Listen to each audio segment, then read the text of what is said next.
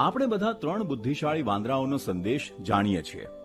જે ભટકાવે તેને ન જોવું, જે ધ્યાન ભંગ કરે તેને ન સાંભળવું, જે અસ્વસ્થ કરે તેના પર પ્રતિક્રિયા ન આપવી. રોકાણમાં આ શીખ ખૂબ જ પ્રેક્ટિકલ લાગે છે. ન જુઓ દરેક માર્કેટ ફોલ, અચાનક સ્પાઇક અથવા શોર્ટ ટર્મ ફ્લક્ચ્યુએશનને પ્રતિક્રિયાના કારણ તરીકે.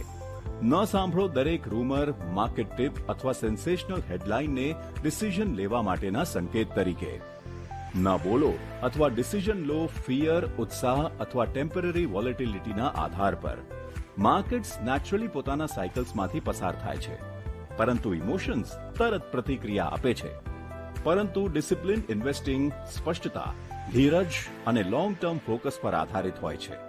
તમારા ફાઇનાન્શિયલ ગોલ્સ સાથે જોડાયેલા રહેવું મોમેન્ટરી નોઇઝ પર પ્રતિક્રિયા આપવા કરતાં વધુ મહત્વપૂર્ણ છે.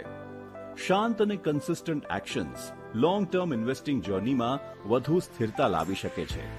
એક સ્ટેડી અને ફોકસ્ડ અપ્રોચ સમય સાથે સાર્થક ફરક લાવી શકે છે. મ્યુચ્યુઅલ ફંડમાંના રોકાણો બજારના જોખમોને આધીન છે. સ્કીમ સંબંધિત બધા જ દસ્તાવેજો કાળજીપૂર્વક વાંચો.